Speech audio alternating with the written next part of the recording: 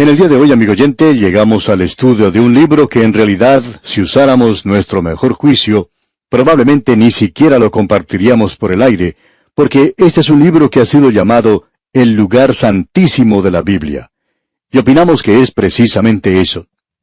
Hay muchas formas de aproximarse al estudio de este libro, y debemos decir que en realidad aquí no tenemos una historia. Tenemos una canción. Usted recordará que este hombre, Salomón, era un escritor de himnos muy prolífico.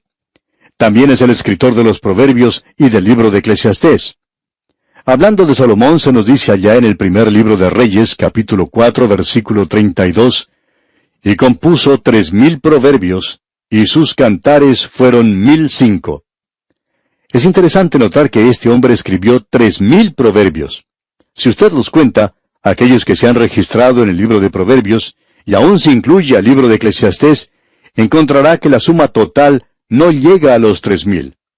En realidad, tenemos mucho menos de los que él escribió. Pero hay dos cosas que podemos decir en cuanto a esto. La primera de ellas es que tenemos ante nosotros lo mejor que él escribió. Estamos seguros de eso. La segunda cosa es que tenemos aquellos que el Espíritu de Dios quiere que nosotros tengamos en el día de hoy. Es extraño notar que este hombre Salomón escribió 1,005 cantos. Esto nos indica que él era un escritor de himnos y cánticos muy prolífero. Escribió gran cantidad de ellos. Imagínese usted, 1,000. Muchos de estos cantares, y hablaremos de ellos más adelante, como usted ya se ha dado cuenta, no los tenemos hoy. Por lo general, nosotros decimos que tenemos solamente un cantar. Ahora queremos mencionar algo que creemos es muy interesante, y es que el número de estos cantares es 1,005. Note usted que no es un número redondo como el que encontramos en cuanto a los proverbios, que según se nos dice, escribió 3,000. Y uno pensaría que se nos diría 1,000 cantares, y así darnos una cantidad redonda. Pero la palabra de Dios no hace eso. Se nos dice aquí que fueron 1,005. Lo interesante de notar aquí es que este canto de Salomón es en realidad un libro de cantares. Ahora, un cantar es una canción pequeña, y quiere decir que aquí hay varios cantos. Tenemos ante nosotros, pues, varios cantos pequeños. Ahora existe una diferencia de opinión entre la cantidad que tenemos aquí. Una de las posiciones antiguas era de que aquí tenemos 5 cantares. Y nosotros estamos de acuerdo con eso.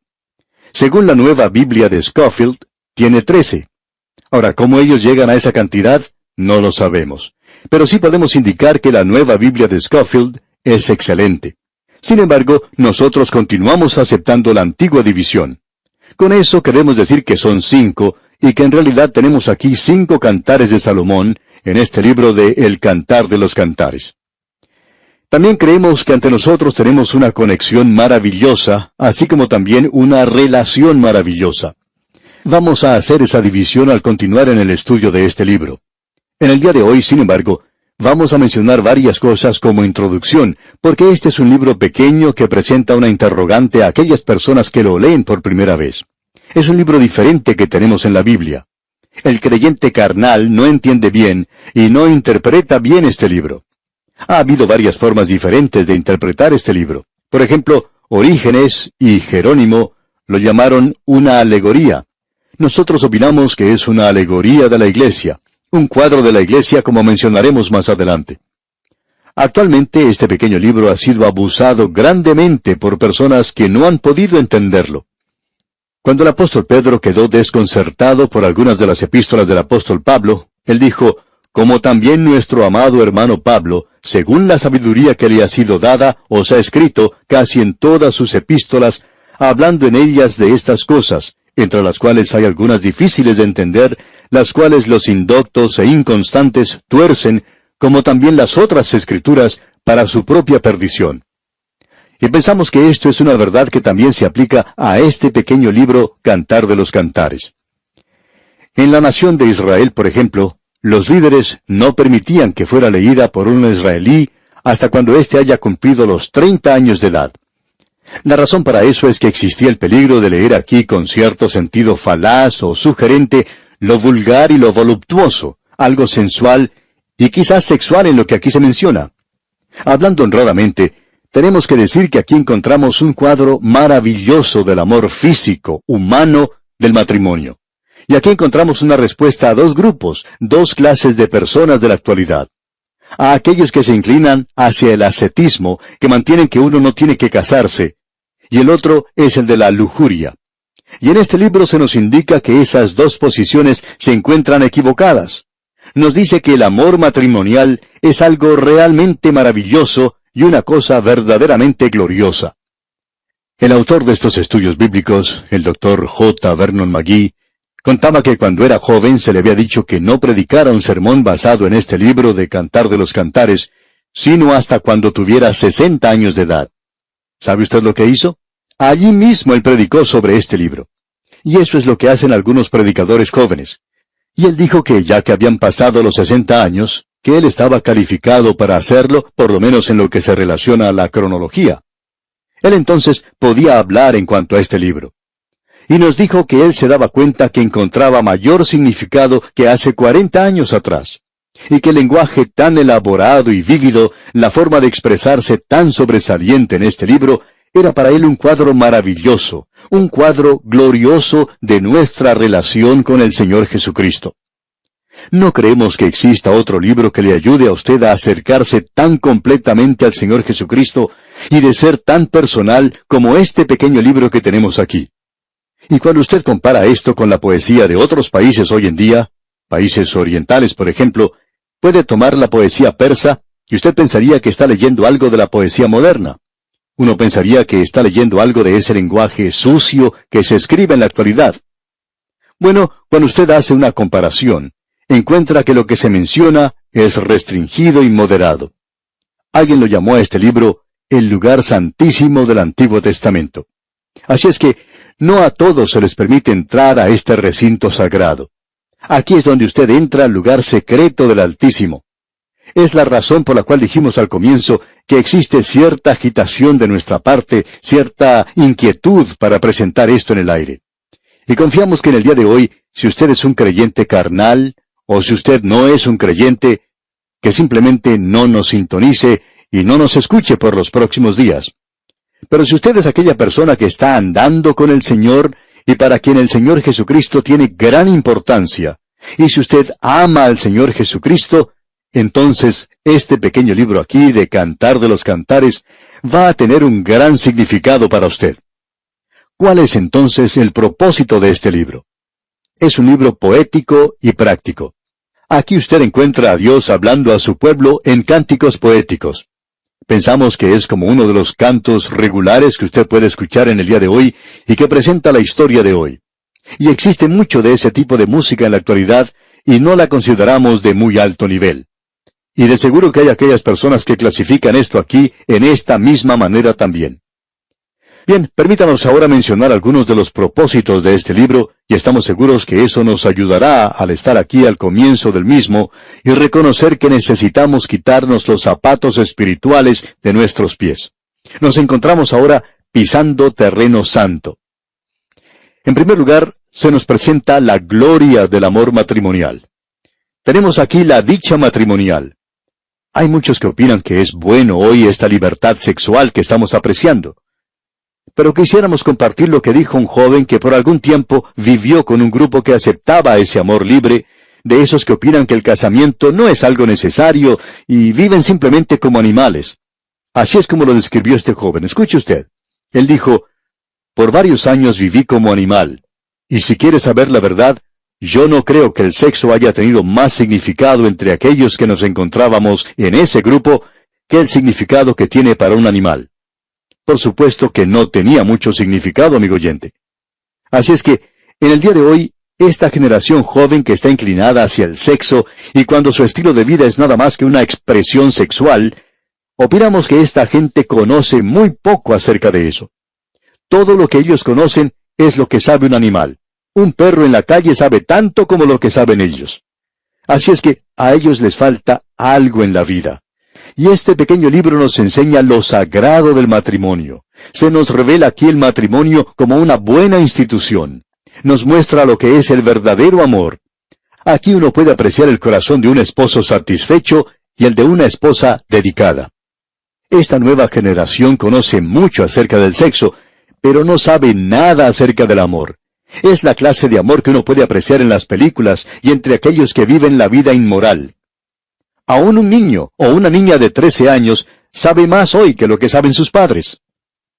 En cierta ocasión un padre quería hablar con su hijo acerca del sexo y daba muchas vueltas hasta que por fin dijo, «Hijo, yo quiero hablar contigo acerca de algunas cosas importantes en la vida». Y a esto el niño le respondió, «Muy bien, papá, ¿qué es lo que quieres saber?». O sea que el muchachito sabía mucho más que su papá. En cierta época había una estrella de cine que se casó 5 veces. Ella no llegó a conocer nada acerca de un amor verdadero porque terminó suicidándose. Una persona que había tenido a alguien que le amara no hubiera hecho eso. Encontramos otro propósito en este libro. No solo se presenta la gloria del amor matrimonial, sino que se presenta el amor de Jehová por Israel. Eso no es algo nuevo, por supuesto. Los profetas mencionaron eso. El libro de Oseas también trata este tema. El quebrantar este asunto del amor matrimonial es uno de los pecados más grandes que uno pueda cometer, según el libro de Oseas. Luego, en este libro que estamos considerando, se presenta otro propósito. Se revela el amor de Cristo por la Iglesia. ¡Qué cuadro más hermoso el que tenemos aquí! Dios utiliza el aspecto humano para comunicar a nuestras mentes atrofiadas y a nuestros corazones muertos y a nuestros aspectos distorsionados y a nuestras voluntades enfermas su gran amor. Y Él utiliza lo mejor que tiene para despertar en nosotros el interés, de manera que nos demos cuenta del maravilloso amor que Él tiene por nosotros en el presente.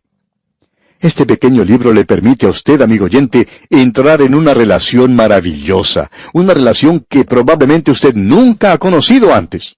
Usted no quedará satisfecho con todas las artimañas y ardides que nos rodean en el presente, de personas que estudian esto aquí y aquello allá, y que si aprenden un poquito de algunos giros psicológicos podrán vivir mejor y la familia podrá solucionar sus problemas.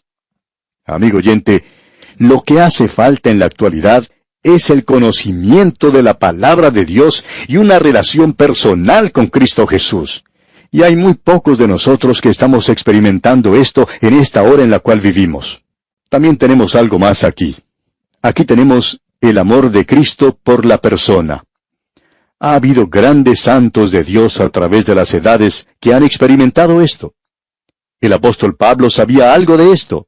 Él me amó, dijo Pablo, y se entregó a sí mismo por mí. Es lo que el apóstol Pablo podía decir. También tenemos el ejemplo que nos dejó Samuel Rutherford. Este hombre podía pasar toda la noche arrodillado en oración, aun cuando la noche fuera fría. Su esposa se daba cuenta que él no estaba durmiendo en su cama durante la noche. Ella se levantaba y lo iba a buscar finalmente, y lo encontraba orando. Y ella tomaba un gran abrigo, lo ponía sobre sus hombros para protegerlo del frío, y él ni siquiera se daba cuenta que ella había estado allí. Y hay muchos otros grandes hombres que llegaron a experimentar una relación real y verdadera, una relación personal con Cristo. Hay muchas personas que tratan de explicar esto como una experiencia o como una segunda experiencia, y que todos nosotros la necesitamos.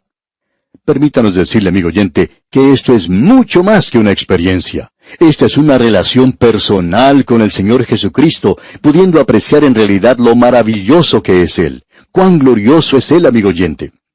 Y cómo Él tiene una relación personal con nosotros en el día de hoy. Y cómo usted y yo necesitamos desarrollar esta relación personal en la actualidad. Necesitamos llegar al lugar donde se constituye en realidad eso de que nosotros le amamos a Él porque Él nos amó primero. Este libro romperá este frasco de alabastro y la fragancia de ese perfume llenará nuestras vidas. Y confiamos que se esparcirá hacia los demás también. Aquí pues, tenemos en realidad un cuadro maravilloso. Se nos presenta en la forma antifonal. Tenemos varias representadas aquí. Por ejemplo, usted tiene a la joven esposa. Ella es una sulamita. Y vamos a contar su historia, Dios mediante, en nuestro próximo estudio. Luego tenemos a las hijas de Jerusalén.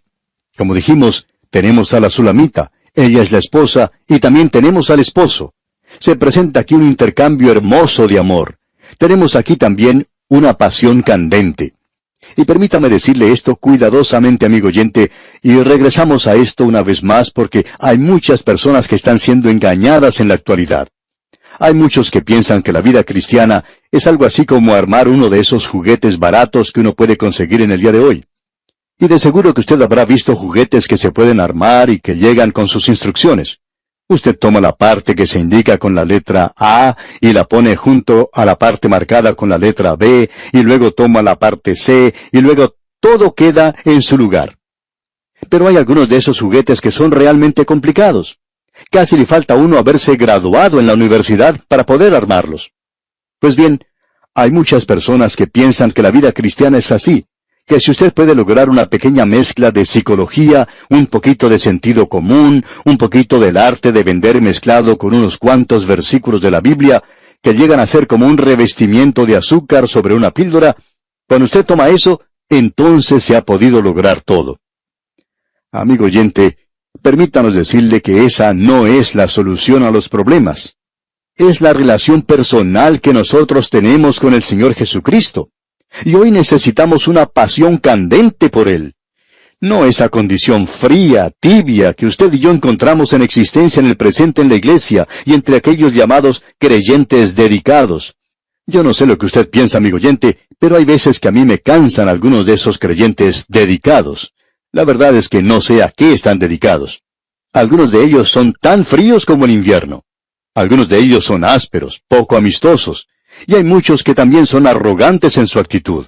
Ellos tienen como lema decir, nosotros sabemos algo, nosotros tenemos algo. Nosotros pertenecemos a este club o grupito en el día de hoy. Nuestro grupo puede hacer esto y puede hacer aquello, y nuestro grupo cree en esto y aquello. Y uno queda a un lado como si no perteneciera a ese lugar.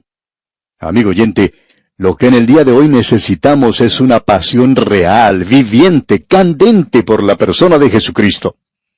Este pequeño libro que estamos comenzando a estudiar hoy nos va a decir todo en cuanto a eso. Va a ser algo muy personal. Y amigo oyente, si usted tiene oídos que no han sido salvos, oídos que no han sido tocados con la sangre de Jesucristo, quizás sería mejor que usted no escuchara lo que tenemos que decir en los próximos días. Pero esperamos que sí lo haga. Bien, amigo oyente, vamos a detenernos aquí por hoy. Dios mediante, en nuestro próximo estudio, entraremos de lleno a considerar el capítulo 1 de este Cantar de los Cantares. Y como ya dijimos, esperamos que en realidad sí nos acompañe como lo ha venido haciendo hasta hoy. Será pues hasta nuestro próximo programa, amigo oyente, que Dios le bendiga en gran manera, es nuestra ferviente oración. En nuestro programa anterior, amigo oyente, intentamos presentar una breve introducción a este libro de Cantar de los Cantares, y considerando el tamaño de este pequeño libro, fue algo bastante largo lo que hablamos. Pero para decir verdad, amigo oyente, aún no hemos finalizado con esa introducción. Antes de entrar de lleno en este texto para ver cómo se relaciona con el creyente y la iglesia, quisiéramos que usted note la historia que se nos cuenta aquí. Esto ha sido interpretado por muchas personas, y esto nos viene principalmente de las escuelas racionalistas alemanas del último siglo, cuando el liberalismo se introdujo por primera vez en la iglesia, y esto era simplemente incredulidad. Esta gente pues trató de decir que lo que uno tiene aquí es lo siguiente, que esta muchacha sulamita había sido raptada por Salomón, y que probablemente al principio ella no quería eso, pero que luego finalmente lo hizo. Esto, estamos seguros, para un hijo de Dios que ve aquí la maravillosa relación que existe entre Cristo y la iglesia, es algo que no se puede aceptar. Rutherford, McCheyne y Moody, grandes expositores de la Biblia, indicaron que este era su libro favorito, y ellos nunca aceptaron esa clase de idea. Luego, el Dr. Ironside, otro estudioso y expositor de la palabra de Dios, dijo que al leer este libro sobre el Cantar de los Cantares, que él no podía aceptar ese punto de vista, y por tanto cayó de rodillas ante Dios y le pidió una interpretación. Y en el día de hoy, nosotros vamos a compartir con usted esa interpretación. No es algo nuestro propio. No queremos dar esa impresión. Queremos darle crédito a quien lo merece. Por lo menos tratamos de hacer eso. También debemos mencionar que tenemos ante nosotros ese maravilloso libro sobre el Cantar de los Cantares, escrito por A. Moody Stewart, un gran expositor bíblico, y este tampoco, por supuesto, acepta ese punto de vista expresado. Él encuentra en este libro de Cantar de los Cantares un significado espiritual maravilloso. De modo que la interpretación, es decir, la historia básica que se nos cuenta aquí, y que creemos que es necesario tener ante nosotros, sería algo como lo siguiente. Mencionamos en nuestro estudio anterior que tenemos aquí en esta historia la persona que está hablando, y esto es antifonal. Tenemos a la esposa y a las hijas de Jerusalén. Y luego tenemos a la esposa y al esposo. Pero aquí tenemos a la familia de la Sulamita. Y en esta familia tenemos a varias personas que es necesario destacar. Uno de ellos es el padre, y de paso debemos decir que él ha muerto. También tenemos a la madre. Luego hay 2 hijas. También tenemos a 2 hijos o más.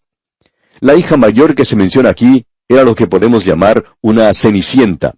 Y vamos a ver lo que ella dijo en el versículo 6 del capítulo 1. Y vamos a tratar de presentar esta historia de la mejor forma que podamos en el día de hoy. Luego, en el próximo estudio, Dios mediante, vamos a tratar de observar aquí la relación que existe hacia el creyente y la iglesia. Bien, ella dice de sí misma aquí, no reparéis en que soy morena. Ahora, ¿qué es lo que quiere decir con eso? Bueno, quiere decir que ella ha sido tostada por el sol. Porque el sol me miró. Los hijos de mi madre se airaron contra mí, me pusieron a guardar las viñas, y mi viña, que era mía, no guardé. Lo que ella está diciendo aquí es sencillamente lo siguiente. En esta hija mayor, uno puede apreciar lo que podemos decir es una cenicienta, y ella ha sido obligada a trabajar en la viña. Aparentemente esta familia vivía en la zona montañosa de Efraín, y eran agricultores. Ellos no eran los dueños de la tierra en la cual trabajaban. En el capítulo 8, versículo 11, se nos dice lo siguiente. Salomón tuvo una viña en Baal Amón, la cual entregó a guardas, cada uno de los cuales debía traer 1000 monedas de plata por su fruto. Bien, esta era una de las familias inquilinas en esta tierra. Y ese es uno de los lugares donde ocurre lo que aquí se nos menciona, y aquí tenemos la primera representación. Ella nos está diciendo que ha sido tostada por el sol. En aquel día, esto era una desgracia. Quería decir que ella era una muchacha que trabajaba, y las mujeres en la corte trataban de mantener su piel tan blanca como fuera posible. En los tiempos modernos, las jóvenes van a las playas y se pasan todo el día en el sol para lograr ser tostadas o bronceadas, como ellas dicen. Y esto no es para ellas ninguna desgracia, pero lo es si uno no logra conseguir ser bien tostado por el sol. Pero en aquellos días, esto era un poco diferente, como podemos apreciar. Así es que, aquí tenemos a esta muchacha diciendo eso, haciendo esa declaración. Ella nos dice aquí, soy morena, yo he sido tostada por el sol y me han obligado a cuidar la viña. Pero luego ella dice, y mi viña, que era mía, no guardé. Ahora, ¿qué es lo que quiere decir con eso? Bueno, ella está hablando de sí misma y quiere decir que no ha podido ir al salón de belleza. No ha podido tener cuidado de su propia belleza. En realidad, ella era una joven muy hermosa, pero no había podido cuidarse a sí misma. Es una muchacha que ha tenido que trabajar a la intemperie, una muchacha que ha tenido que trabajar muy duro. Ella es el cuadro que tenemos aquí.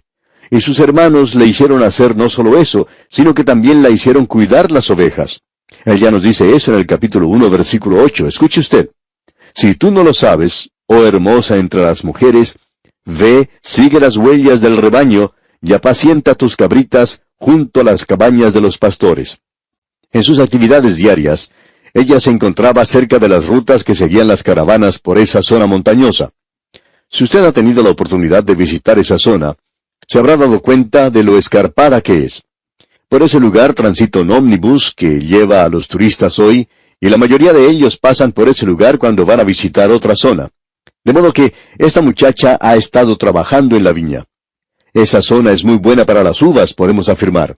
Y ella también tenía que cuidar las ovejas. Ya que ella se encontraba en ese lugar donde pasaban las caravanas, podía apreciar a estos que iban de Jerusalén a Damasco. Estas caravanas pasaban por esta zona. Ahora, en el capítulo 3, versículo 6, vemos la reacción de ella al observar lo que pasaba por ese lugar. Dice, ¿quién es esta que sube del desierto como columna de humo, sahumada de mirra y de incienso y de todo polvo aromático? Bueno, ¿quién era? Es una caravana de un mercader, y allí también se encuentran las hermosas mujeres que pertenecían a la corte. Ellas eran las que no se habían tostado por el sol. Ellas tenían sobre sí un dosel que las resguardaba del sol en ese largo viaje que ellas efectuaban en camellos o en elefantes. Esas hermosas jóvenes lucían joyas y hermosos vestidos, y esta muchacha las podía ver. Ella nunca había tenido nada así, y soñaba con cosas como esas. Ella podía apreciar el perfume de mirra y de incienso que tenían estas muchachas. Y vamos a ver, amigo oyente, qué cuadro más maravilloso es este del Señor Jesucristo en su nacimiento y en su muerte. Usted sabe que a Él le trajeron mirra cuando nació, y que cuando Él había muerto, también le trajeron mirra para ponerle en su cuerpo. Ah, amigo oyente, hay tanto aquí que es espiritual y tan maravilloso, que hará que usted se acerque más a la persona de Cristo. Bien, aquí tenemos a esta muchacha, y un día mientras ella está cuidando a las ovejas, se le aparece un pastor de muy buena figura, de muy buena presencia, y él se enamora de esta muchacha.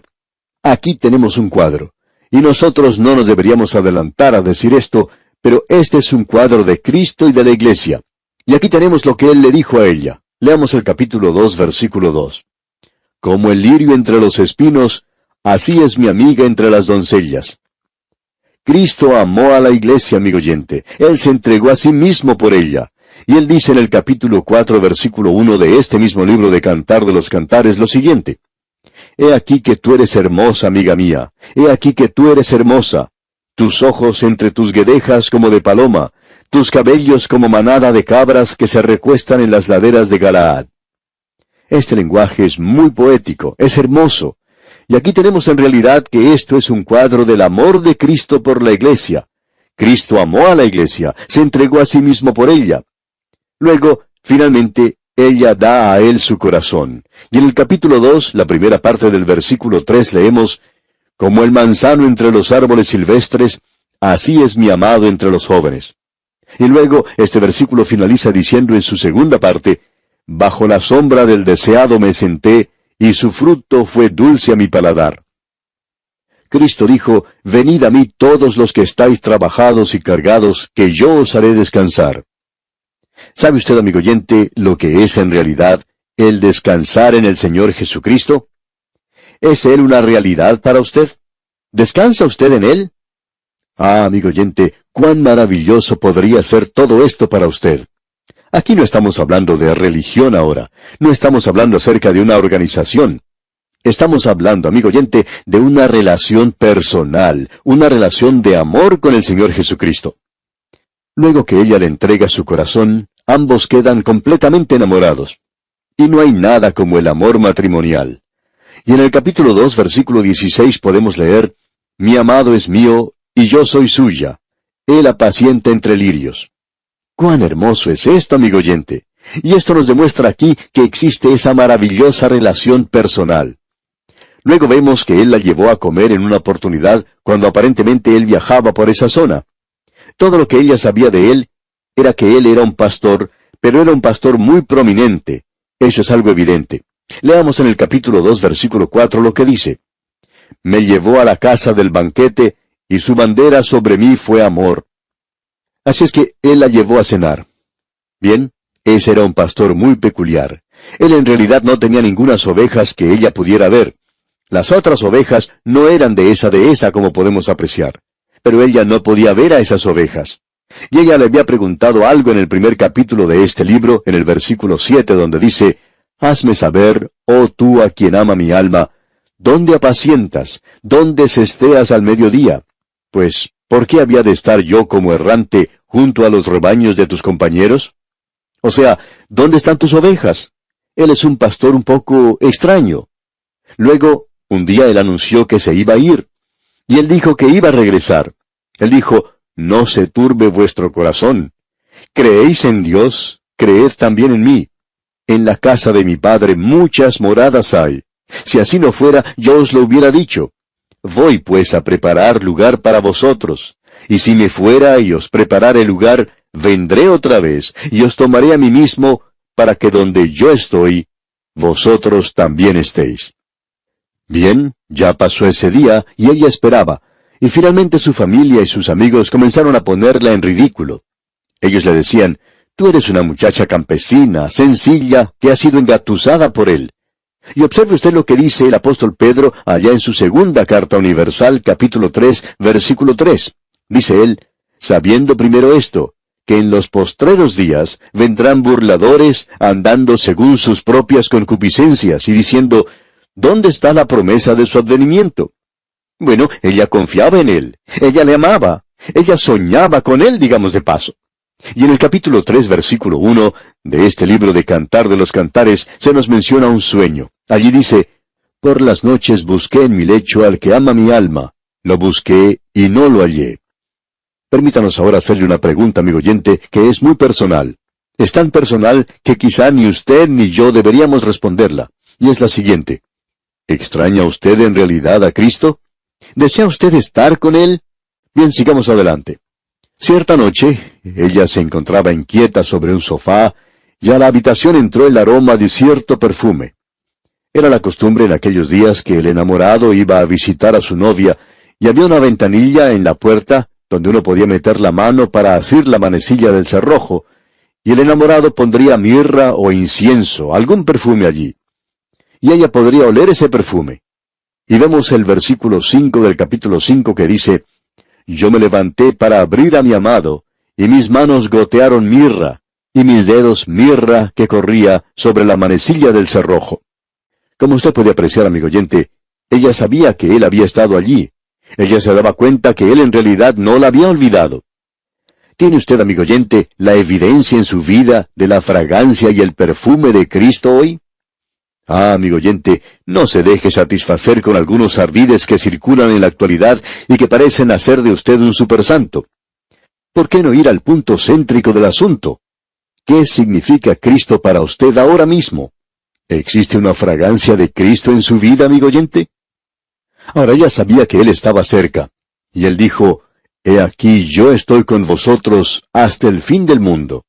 Y el apóstol Pablo podía decir en la prisión, el Señor estuvo conmigo. El Señor Jesucristo dijo, no te dejaré ni te desampararé. Amigo oyente, la prueba verdadera ahora no es en realidad la fe, sino que es el servicio y el sacrificio y los dones. Usted recuerda lo que Él le dijo a Simón Pedro. Jesús le dijo a Pedro, ¿me amas más que estos? Notemos ahora lo que dice el versículo 6 del capítulo 4. Hasta que apunte el día y huyan las sombras, me iré al monte de la mirra y al collado del incienso. Me voy a la pradera de la montaña. Voy a buscar esas ovejas que se han perdido. Voy a hacer algo por ellas. Amigo oyente, esto es algo muy importante. Y cierto día ella se encuentra trabajando en la viña. Y cuando está trabajando ocurre algo. Escuche usted lo que dice aquí el versículo 15 del capítulo 2 del Cantar de los Cantares. Cazadnos las zorras pequeñas que echan a perder las viñas, porque nuestras viñas están en cierne. Ella estaba arreglando las viñas para que las zorras no pudieran alcanzarlas. Ella tenía que levantar las plantas un poco. Si usted conoce algo de lo que ocurre en esa tierra, entonces usted sabe que esta gente hace crecer las uvas sobre la superficie misma de la tierra. Todo lo que hacen es poner una roca o una piedra debajo de la viña. No las levantan y las amarran en algún armazón como se hace en algunos otros países. Así es que ella las está levantando aquí un poco para que las zorras no puedan alcanzar las uvas.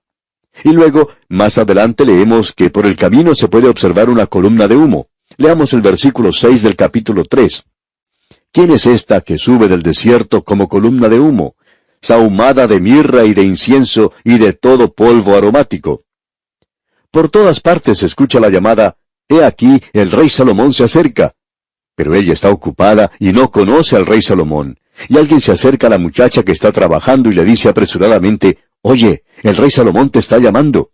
A lo cual ella contesta, «¿Me está llamando a mí? Yo no conozco al rey Salomón. Yo nunca le he conocido a él.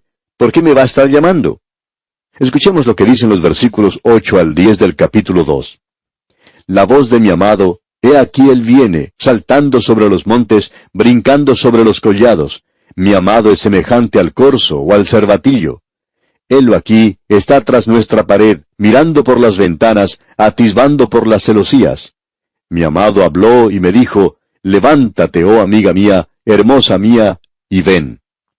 Así que ella es llevada a la presencia del rey Salomón. ¿Y sabe usted quién es el rey Salomón? Bueno, es su pastor y él la ha venido a buscar. Mis ovejas oyen mi voz, y yo las conozco y me siguen, y yo les doy vida eterna, y no perecerán jamás, ni nadie las arrebatará de mi mano. Porque el Señor mismo, con voz de mando, con voz de arcángel y con trompeta de Dios, descenderá del cielo, y los muertos en Cristo resucitarán primero. Y ella va con él porque se acerca la gran tribulación. Veamos en el capítulo 2 los versículos 11 al 13. Porque he aquí ha pasado el invierno, se ha mudado, la lluvia se fue, se han mostrado las flores en la tierra, el tiempo de la canción ha venido, y en nuestro país se ha oído la voz de la tórtola. La higuera ha echado sus higos, y las vides en cierne dieron olor. Levántate, oh amiga mía, hermosa mía, y ven. Uno de estos días Él nos sacará de este mundo. Permítanos preguntarle, amigo oyente, ¿cuánta participación tiene usted en las cosas de este mundo? ¿Quebrantará acaso su corazón si el Señor Jesucristo viniera ahora mismo y nos llevara a todos? Pensamos que hay algunas personas que están tan satisfechas aquí y haciendo tantas cosas buenas en la sociedad en que vivimos, que si Él viniera ahora, ellos irían al cielo llorando. Llorarían por todo el camino. Esa podría ser su experiencia porque tienen tantas cosas aquí. Pero Él dice en los versículos 13 y 14, Levántate, oh amiga mía, hermosa mía, y ven. Paloma mía, que estás en los agujeros de la peña. Allí es donde ella nos coloca a nosotros. Y en las hendiduras de la peña hasta que pase la tormenta. En la segunda parte del versículo 14 leemos, En lo escondido de escarpados parajes, muéstrame tu rostro, hazme oír tu voz, porque dulce es la voz tuya y hermoso tu aspecto. Cuán glorioso es todo esto, amigo oyente. Y luego, donde comenzamos hoy, leímos, Me llevó a la casa del banquete, y su bandera sobre mí fue amor. La salvación es un asunto de amor, amigo oyente. Nosotros le amamos a Él, porque Él nos amó primero. Y eso es lo que este pequeño libro de Cantar de los Cantares nos está diciendo. Bien, hemos visto la historia. Y vamos a comenzar, Dios mediante, con el texto mismo en nuestro próximo estudio. Hasta entonces, pues, amigo oyente, que el Señor le bendiga, es nuestra ferviente oración.